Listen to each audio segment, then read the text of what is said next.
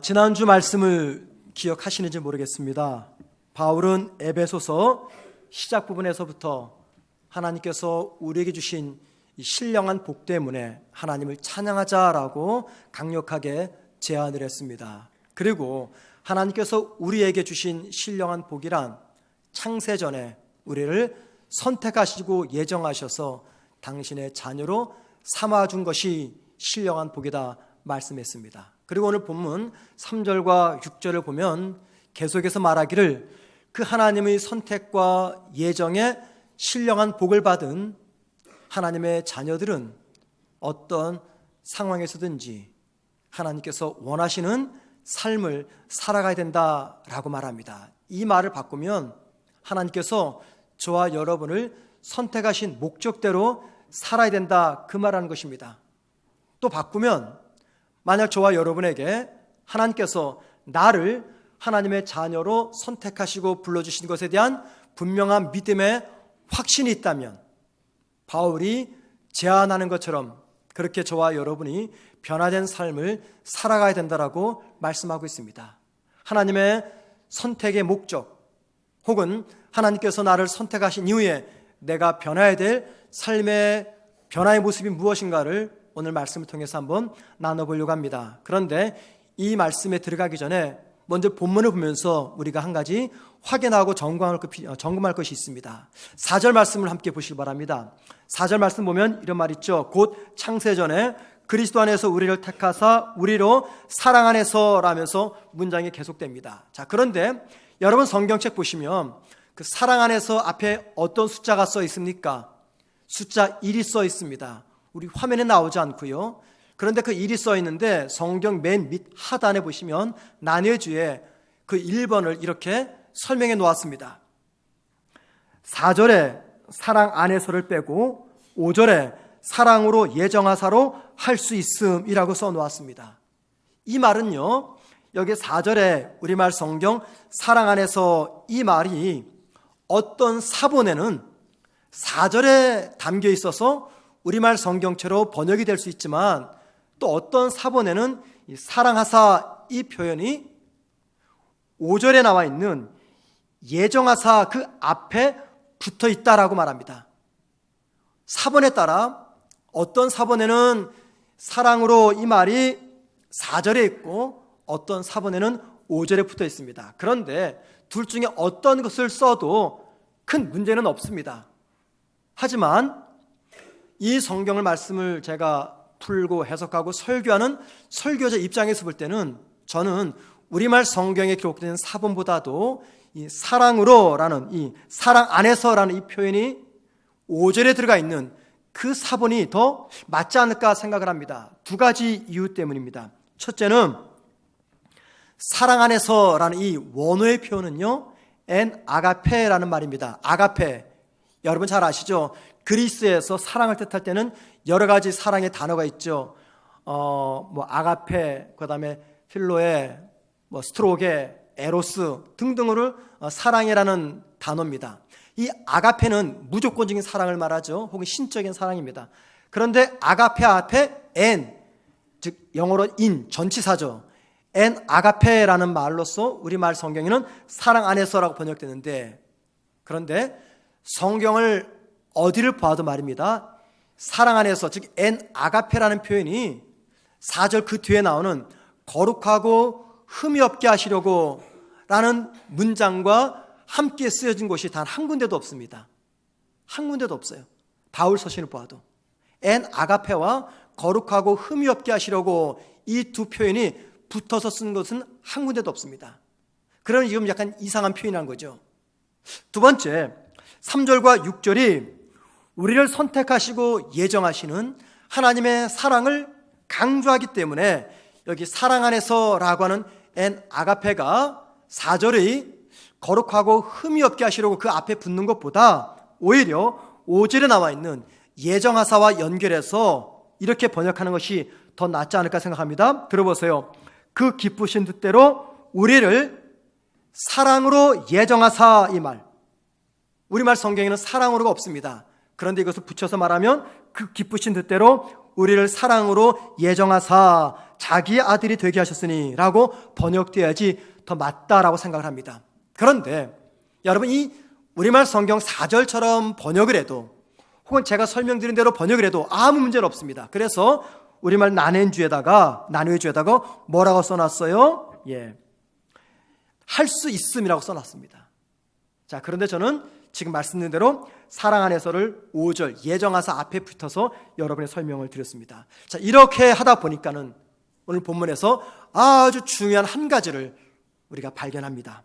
그게 뭐냐면, 하나님이 우리를 선택하시고 예정하셔서 우리를 당신의 자녀로 삼아주신 것은 우리 인간의, 즉 선택받은 저와 여러분이 공로나 열심 때문이 아니라 하나님의 일방적인 선택 때문이고, 그리고 그 하나님의 선택은 바로 하나님의 사랑에 의거한 것이다라는 것을 강조하고 있습니다. 자, 그렇기 때문에 여러분, 하나님의 선택에 관해서 하나님이 왜 누구는 선택하시고 누구는 선택하지 않으셨습니까? 혹은 하나님이 왜 자기 마음대로 나의 의지와는 상관없이 나를 선택하셨습니까? 라고 따지기 전에, 하나님, 도대체 내가 무엇이간데 나같이 연약한 자, 죄인, 허물 많은 자를 선택하셔서 사랑으로 예정하셔서 당신의 자녀로 삼아주셨습니까? 라고 생각해야 된다는 것입니다. 이러한 고백을 하기 위해서 우리말 성경 4절에 나오는 사랑 안에서를 전 5절에다 집어넣어서 사랑으로 예정하사라고 번역하는 것이 맞다고 말씀을 드리는 겁니다. 자, 그리고 하나님의 사랑을 받을 자격이 없는 나를 당신의 자녀로 선택하신 하나님의 사랑을 깨닫게 되면요, 우리에게는 이전에 없었던 놀라운 변화가 생기게 됩니다. 바울은 그 변화를 하나님께서 나를 선택한 목적이라고 이야기합니다. 바로 그 변화를 우리에게 주기 위해서 하나님이 저와 여러분을 선택하셨다, 그 말입니다. 그 변화 혹은 선택의 목적이 무엇일까요? 여러분 4절 말씀 보시기 바랍니다. 창세전에 우리를 택하사 우리로 그 앞에서 거룩하고 흠이 없게 하시려고 라고 말합니다. 우리를 택하사, 그 뒤에 보세요. 거룩하고 흠이 없게 하시려고, 바로 이겁니다. 저와 여러분을 하나님께서 자녀로 선택하셨을 때 우리에게 나타나야 될 변화, 거룩하고 흠이 없는 삶.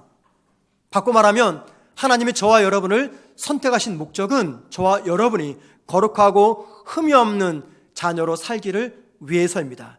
여기 거룩이라는 말을 주목하십시오. 거룩, 무슨 말입니까? 거룩은요, 우리의 내적 상태 혹은 내면의 상태를 말하는 것으로 우리 마음과 생각이 세상과 구별되어서 세상을 닮지 않고 세상의 정신을 따라가지 않는 것을 뜻합니다. 세상을 닮지 않고 세상을 따라가지 않고 세상과 구별된 우리 내면의 상태, 이게 바로 거룩입니다. 자, 그런데 이 거룩이라는 것을 우리에게 강요하시는 하나님의 그 강요가 때로는 잔인하게 들립니다. 왜냐하면 우리 하루 24시간 중에 잠자는 시간을 빼놓고 대부분은 다 이 세상 속에서 살아가고 있기 때문입니다. 자, 잠자는 시간을 빼놓고 모든 시간은 다 세상 속에서 살아가는 저와 여러분이 어떻게 이 세상의 정신과 문화에 우리 마음을 빼앗기지 않고 세상으로부터 아무런 영향을 받지 않으면서 살아갈 수가 있을까요? 이는 마치 뭐와 같냐면, 저와 여러분에게 머리부터 발끝까지 하얀 옷을 다 입힌 다음에 굴뚝에 들어가서 굴뚝을 청소하라고 시키면서 단 어떤 경우에도 굴뚝 안에 있는 시커먼 재는 옷에 묻히면 안 된다라고 명령하는 것과 똑같습니다. 이게 가능한 일입니까? 불가능한 일입니다. 불가능한 그 일을 하나님께서는 말씀하시기를 내가 너희를 선택했으니 거룩하게 살아야 된다라고 말씀하고 있습니다. 두 번째, 흠이 없이라는 말이 나오죠. 이 말은 거룩과 달리 우리의 겉으로 드러나는 삶의 행동 하나하나를 이야기합니다. 우리의 언어 생활, 무엇 선택하고 결정하는 우리의 행동 하나하나가 흠이 없어야 된다, 그 말하고 있는 것입니다. 자, 그러니까는 거룩하고 흠이 없이, 이 말은 겉으로 드러나지 않는 우리 생각과 마음뿐만이 아니라 겉으로 드러나는 우리의 모든 행동 하나하나가 도덕적으로나 윤리적으로 깨끗하게 지킬 것을 말씀하고 있습니다. 이런 말씀을 듣다 보면 여러분이 짐작하시는 것만큼 옳습니다. 오늘 설교는 그렇게 유쾌한 설교가 되지 않을 겁니다. 사실 저 역시도 이 말씀을 지난 한 주간 준비하면서 진짜 힘들었어요. 얼마나 힘들었던지 제가 입병이 2개나 났습니다. 내용이 힘들어서가 아니라, 설교를 준비하는 게 힘들어서가 아니라 이 말씀을 전해야 되는데 전할 자신이 없는 거죠. 자격이 없는 거죠. 그러다 보니 많이 힘들었습니다. 어쩌면 말씀을 듣는 가운데 여러분도 저처럼 힘이 많이 드실 겁니다. 주님은 하나님께서 저와 여러분을 선택하셨기 때문에 이제 이후로는 거룩하고 흠이 없이 도덕적으로, 윤리적으로, 내적인 상태적으로나 깨끗하게 살아야 된다라고 말씀하고 있습니다. 그리고 저와 여러분이 이 하나님의 선택의 은혜를 입은 것이 확실하다면 이런 삶을 살아내는 변화가 있어야 된다라고 말씀하고 있습니다. 이 말씀은 그래서 저와 여러분에게 중요한 한 가지를 알려주고 있습니다. 그것은 하나님이 우리 모두를 당신의 자녀로 선택하신 이유입니다. 여러분, 하나님이 나를 선택하신 목적이 무엇 때문입니까? 나의 죄를 1차적으로 용서하신 다음에 빨리 급하게 천국으로 올려보내기 위해서 저와 여러분을 구원하셨고 죄를 용서하셨습니까? 분명히 천국 소망은 우리가 믿음 생활하는 가장 중요한 이유이자 믿음의 본질이 맞습니다. 그런데 여러분, 하나님은 우리를 구원한 그 즉시 천국으로 올려보내지 않고 대신 이 땅에 남겨둔 채 오래도록 살도록 하십니다. 이 말이 무슨 말입니까? 예수를 믿는 내가 천국에서 영원히 살 것은 분명하지만 하나님이 나를 당신의 자녀로 선택한 목적은 천국만을 위해서가 아니라는 겁니다. 오히려 죄의 문화로 점철되어 있는 이 세상에서 사회 구석구석이 죄와 타락으로 오염되어서 숨조차 쉬기 어려운 이 시대 속에서 우리 마음이 세상에 빼앗기지 않고 세상과 구별되는 거룩하고 흠이 없도록 살게 하는 것, 그게 바로 하나님이 저와 여러분을 선택하신 목적입니다. 성경은 그래서 구원과 관련해서 2가지를 강조합니다. 첫째는 칭의입니다. 칭의. 칭이란 하나님께서 예수 그리스도를 영접한 저와 여러분을 향해서 이제부터 너희들은 죄인이 아니라 의인이다 라고 선언하시는 법정적 선언입니다. 그런데 중요한 것은 하나님이 저와 여러분을 향해서 이제부터 죄인이 아니라 의인이다 라고 칭했기 때문에 그럼 나는 죄가 없는가? 그게 아니라는 거예요. 나는 죄 짓지 않는가? 그게 아니라는 겁니다. 하나님이 내 안에 여전히 죄가 가득하고 또 돌았으면 죄짓 것을 뻔히 알면서도 예수 그리스도 십자가의 피를 의지해서 저와 여러분을 죄인이지만 의인이라고 칭해 주시는 이 칭의를 구원의 과정이라고 이야기합니다. 여러분, 비록 저와 여러분의 신분은 하나님 앞에서 의인이지만 우린 여전히 실제적으로는 죄를 지으면서 살아가고 있습니다. 자, 그렇기 때문에 구원받은 성도에게 2번째 단계가 필요합니다. 그게 바로 성화의 단계입니다. 내가 하나님의 선택으로 구원받아 하나님의 자녀가 되었음을 확신하게 되면요, 이전에 없었던 새로운 삶에 대한 어떤 자각과 갈망이 생기게 됩니다. 새로운 삶에 대한 갈망과 자각으로서 세상과 구별돼서 살아가는 그 삶의 과정을 가리켜서 성화의 과정이다, 즉 거룩해져가는 과정이다라고 이야기합니다. 야고보서 1장 27절에 이런 말씀이 있습니다. 또 자기를 지켜 새 속에 물들지 아니하는 그것이니라. 이 말은요, 거룩이란 무엇인가를 설명하는 아주 좋은 정의입니다. 거룩이란 무엇이라고요? 자기를 지켜서 새 속에 물들지 아니하는 것. 여기 새 속은 뭘 말할까요? 이 세상을 말합니다. 그래, 거룩이란 이 세상에서부터 나를 지켜 나아가는 것, 세상에 오염되지 않고 물들지 않게 나를 지키는 것. 그러니까 성화라는 의미는 세상의 정신과 세상의 가치관에 물들지 않도록 자신의 마음과 생각과 행위를 잘 지키는 것을 의미합니다. 구원받기 이전에 우리의 옛 성품은요, 죄를 따랐어요. 그러나 예수를 영접하고 구원받은 이후에 우리의 성품이 바뀌게 됩니다. 새 성품이 주어집니다. 새 성품이 주어지면 옛 성품을 끊어내고 하나님의 성품을 닮아서 살아가려고 힘쓰고 애씁니다. 바로 그 과정이 우리가 살아가고 있는 이 세상에서 물들지 않도록 우리를 지키면서 보호하는 것이고, 그게 바로 곧 성화의 과정이라고 말씀하고 있습니다. 저와 여러분이 하나님과의 관계가 깊어지면요, 우리 그것을 은혜의 과정이라고 이야기합니다. 저와 여러분이 은혜의 세계 깊이 들어가면 내 안에 이전에 없었던 거룩한 욕구가 생겨나게 됩니다. 거룩한 욕구가 무엇입니까? 최선을 다해서 하나님을 닮고 싶고, 최선을 다해서 하나님이 좋아하시고 기뻐하시는 일을 하고 싶어하는 욕심입니다. 그리고 그 마음을 따라 살아가게 되면 어느덧 내 안에 새로운 변화가 생기게 됩니다. 그래서 아무리 좋은 것이어도 하나님이 좋아하지 않으면 그거 멈춥니다. 아무리 싫은 것이라도 하나님이 원하시고 좋아하시면 이를 악물고 그것을 행합니다. 여러분, 인간의 본능이 미움을 좋아할까요? 사랑을 좋아할까요? 인간의 본능이 교만을 좋아할까요? 겸손을 좋아할까요?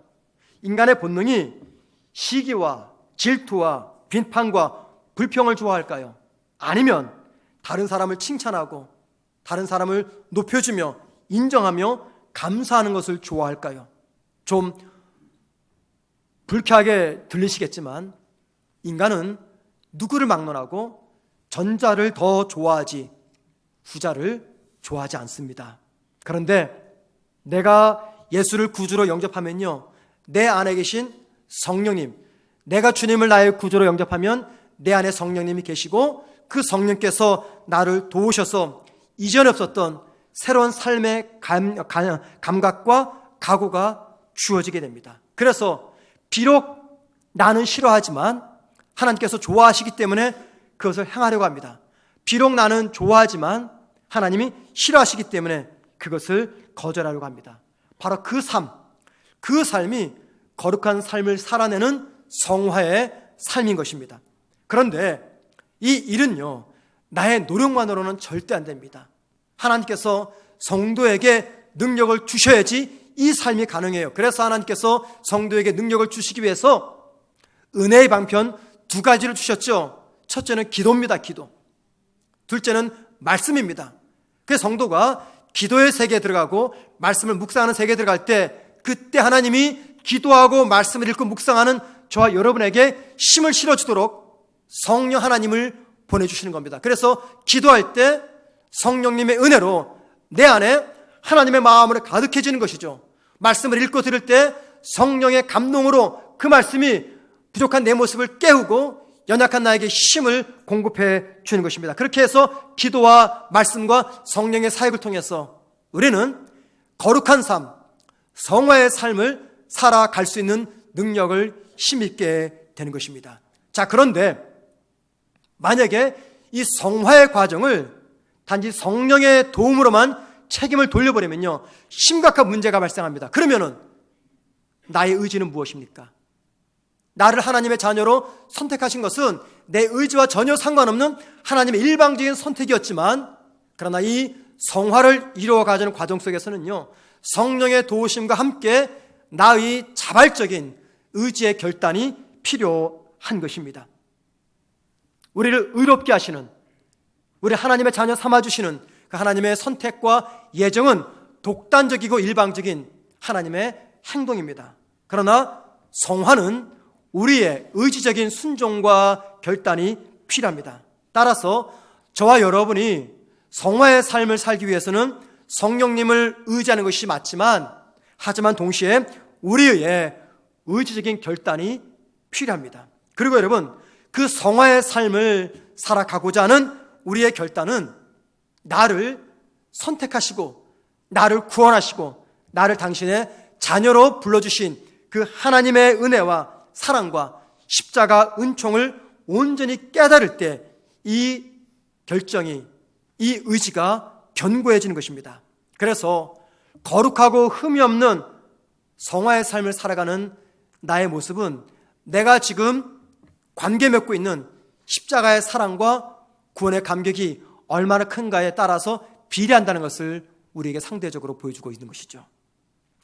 종종 신앙생활 하다가 갑자기 성도들이 교회를 떠나서 믿음 생활을 중단하는 경우가 종종 있습니다. 열심히 잘 신앙생활 하다가 교회를 떠나고 믿음 생활을 끝내버립니다. 또 어떤 불신자들은 전도하면 예수를 믿을래 내 주먹을 믿겠다면서 교회에 대해서 굉장히 비판적인 시각을 가지면서 전도받기를 거절합니다. 그러한 이유 중에 하나가 뭐냐면 기존의 교회에 나오는 신앙인들, 즉 성도들이 너무 나쁘기 때문입니다. 성도들이 악한 행실을 보여주니까 믿음이 연약한 사람들이 혹은 불신자들이 시험받아서 교회를 떠나곤 합니다. 여러분, 그때 우리가 주로 어떤 이야기를 합니까? 내가 예수 믿는 사람 꼴보기 싫어서 내가 교회 안 나간다. 그런 말을 들을 때 여러분 보통 어떤 말로 대답을 하세요? 우리가 줄교하는 대답은 이런 내용입니다. 원래 교회는 죄인들이 모이는 곳입니다. 그러다 보니 교회에 나쁜 인간들이 좀 많습니다. 그래 나오세요 라고 우리가 그렇게 전도하면 설득을 합니다. 여러분, 이 말이 맞는 말입니까? 틀린 말입니까? 교회는 죄인들이 모이는 곳입니다. 맞아요? 틀려요? 맞다고 말하면 내가 스스로 나를 죄인이라고 탓하는 것 같아서 말 못하시죠. 그래서 교회는 나쁜 인간들이 많습니다. 맞아요? 틀려요? 대답 못하시죠? 이해가 됩니다. 걱정하지 마세요. 네. 교회는 죄인들이 모이는 곳입니다. 그런데 여러분, 이 말은요, 잘 들어보세요. 교회에 관한 일부의 진실은 담고 있을지 몰라도 하나님과 하나님의 교회를 모욕하는 말입니다. 교회는 분명히 죄인들이 모이는 곳이 맞습니다. 자, 그런데 교회에 대해서 여기까지만 말한다면 그것은 인간을 구원하시는 하나님의 구원의 능력에 대한 모독이며 동시에 그렇게 말하고 있는 나의 잘못을 스스로 합리화시키고 있는 것입니다. 왜냐하면요, 우리가 아무리 죄인이면 틀림이 없고 또 교회는 죄인이 모이는 것이 분명하지만 성경은요, 구원 얻은 성도의 변화된 삶을 일관되게 강조하고 있기 때문입니다.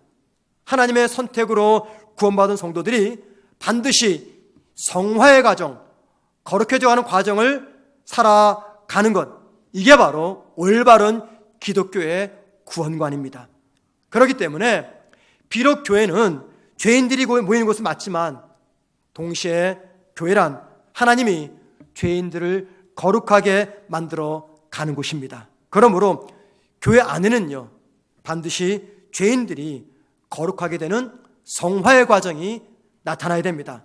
우리 모두가 이 교회를 통해서 성화의 과정을 만들어야 됩니다. 만약에 이 교회 안에서 성화의 과정이 일어나지 않으면 그땐 정말 교회는요, 죄인들이 모인 교도소밖에 되지 않는 것이죠.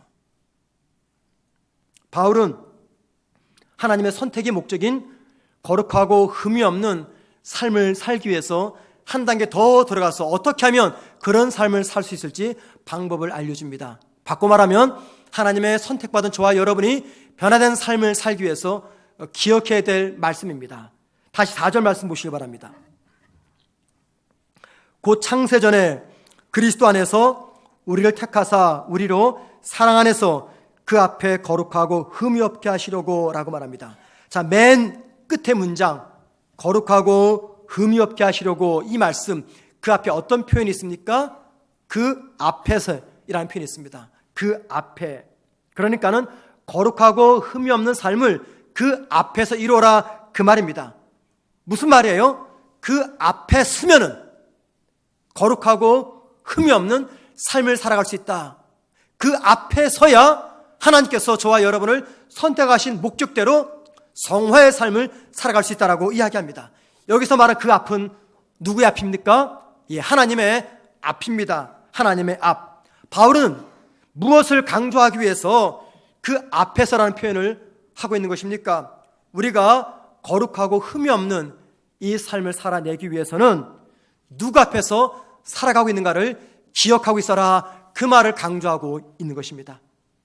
여기 하나님 앞에서 라는 표현을 시각적으로 가장 잘 표현하고 설명한 말씀이 민수기 8장입니다.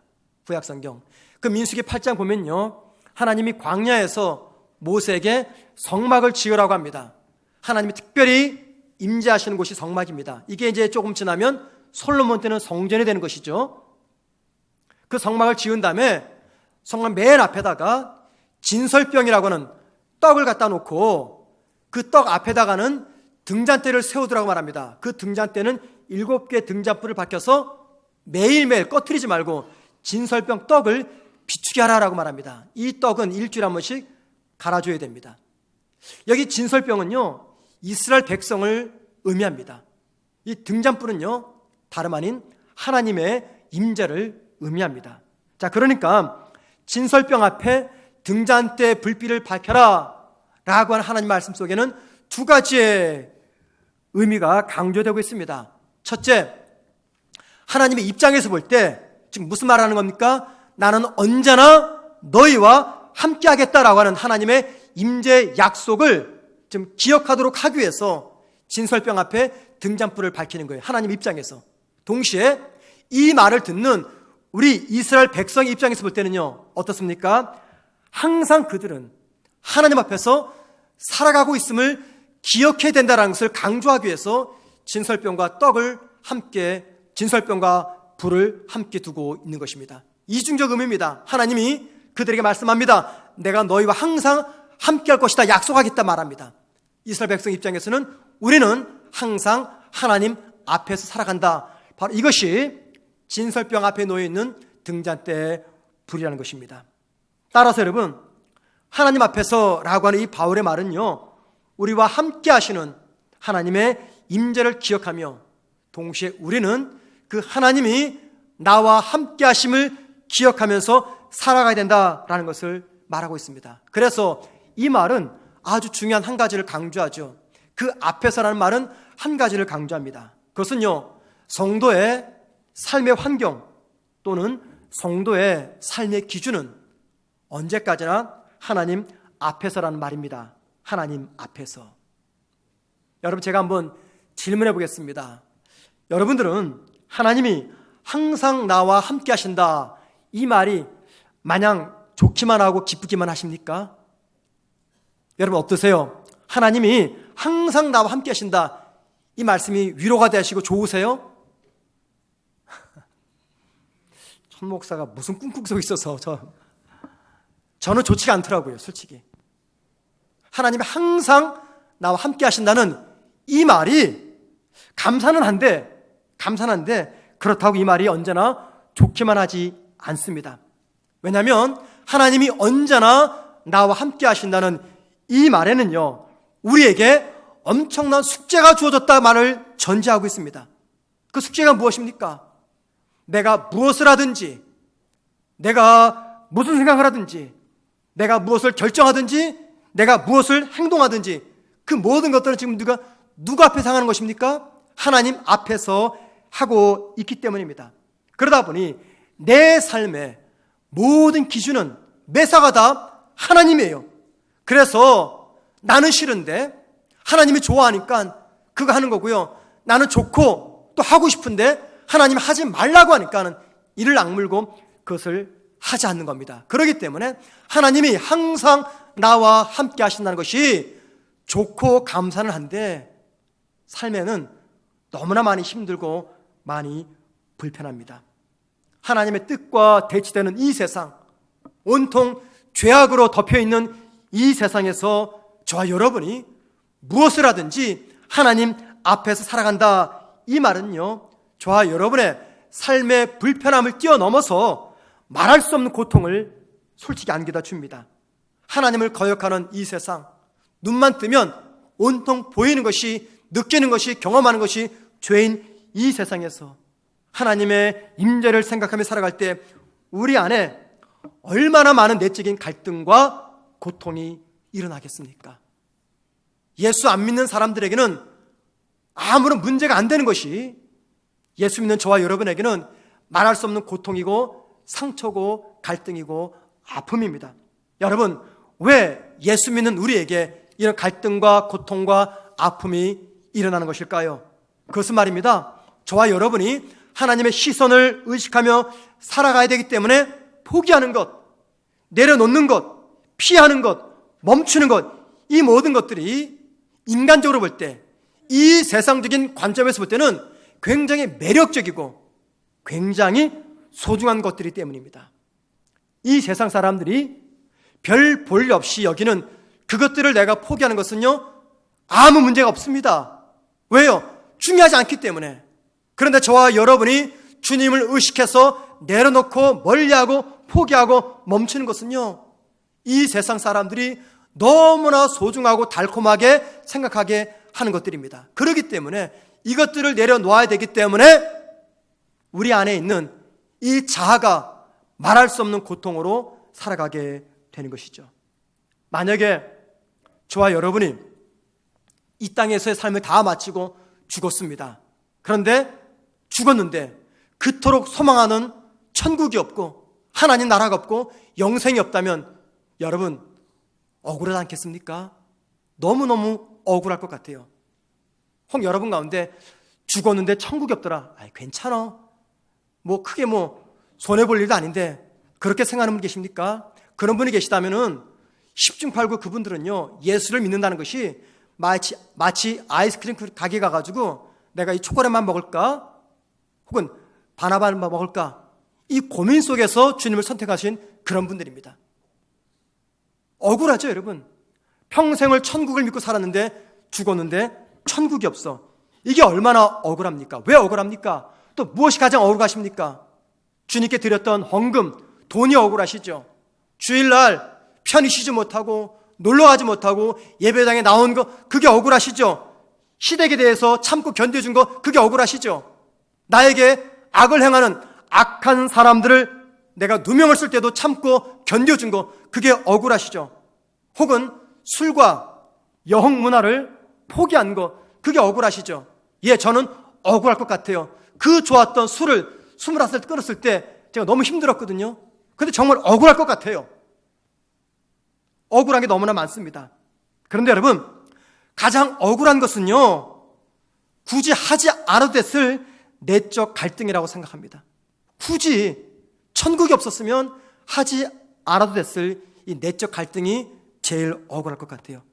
예수 믿지 않는 사람들에게는 아무런 갈등도 고민도 되지 않는 그 일이 예수 믿는 나에게는 마치 지축이 흔들리는 것처럼, 내 삶의 지축이 흔들리는 것처럼 생각돼서 밤잠을 설치면서 괴로워했던 그 순간들이 가장 억울할 것 같습니다.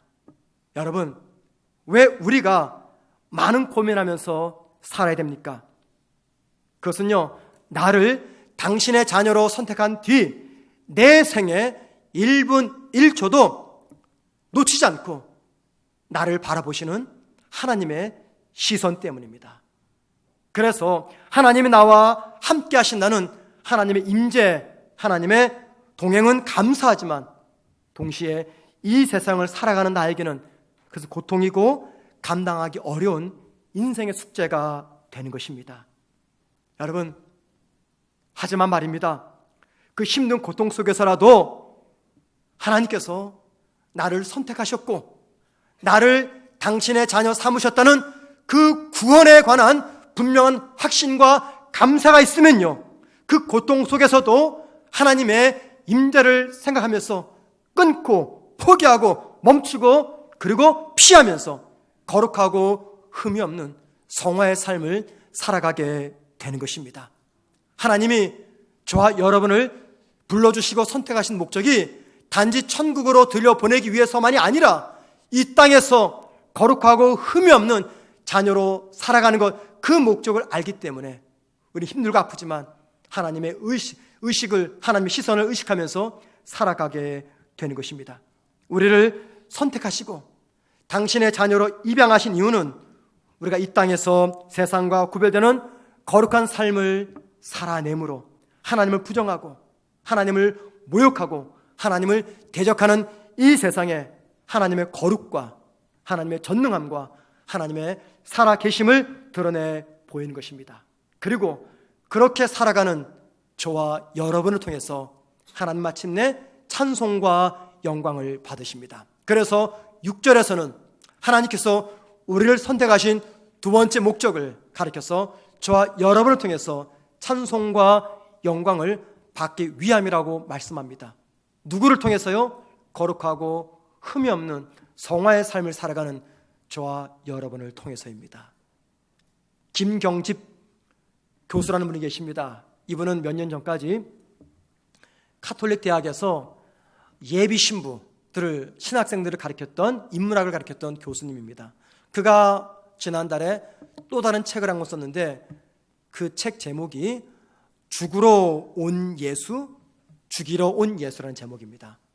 죽으러 온 예수, 죽이러 온 예수.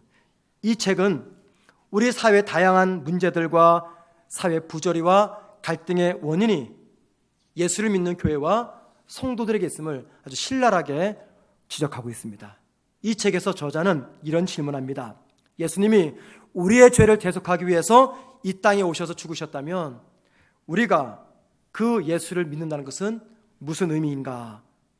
예수님이 저와 여러분의 죄를 대속하기 위해서 죽기 위해서 이 땅에 오셨다면 저와 여러분이 그 주님을 믿는다는 것은 도대체 무슨 의미입니까? 저자는 말하기를 그 주님을 믿는 의미란 예수님의 삶을 따른다는 것이다 라고 말합니다. 예수님의 삶을 따르는 것, 그게 주님을 믿는 의미래요. 그러면 주님의 삶을 따르는 것은 무슨 의미입니까? 예수님이 죽은 것처럼 저와 여러분도 죽는 죽음이라고 이야기합니다.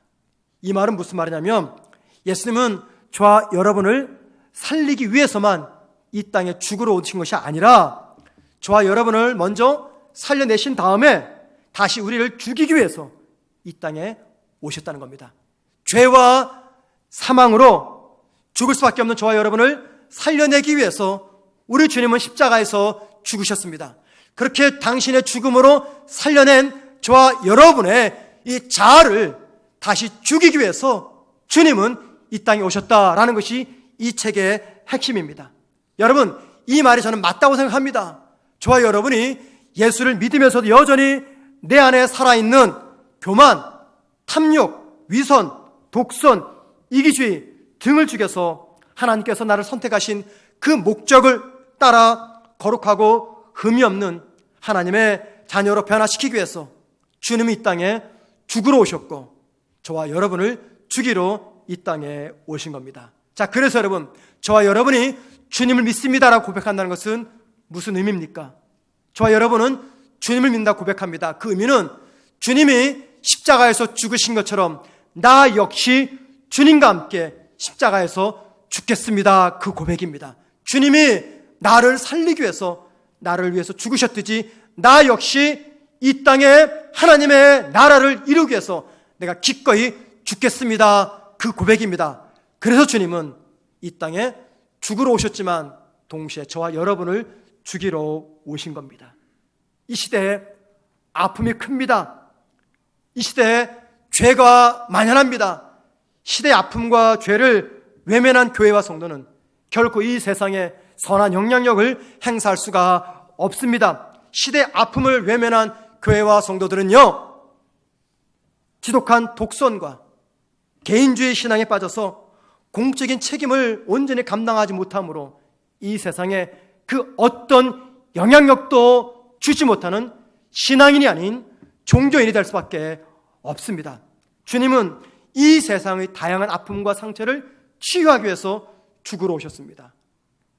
그리고 다시 그 죽음의 사명을 저와 여러분에게 맡기셨습니다. 만약에 저와 여러분이 하나님께서 선택하신 하나님의 자녀라고 확신이 드신다면, 그 은혜 기쁘고 감사로 고백한다면 주님께서 세상을 구하기 위해서 죽으셨듯이 이 세상을 거룩하고 흠이 없는 삶을 살아내므로 하나님의 나라를 이루며 이 땅에 공의와 정의가 임할 수 있도록 저와 여러분이 기꺼이 살아가야 됩니다. 그 삶을 위해서 주님은 저와 여러분이 기꺼이 죽기를 원하십니다. 하나님께서 나를 선택하신 그 목적에 따라 거룩하고 흠이 없이 살아서 하나님을 찬양하며 하나님께 영광을 돌리는 우리 모두가 되기를 주님의 이름으로 축원을 드립니다.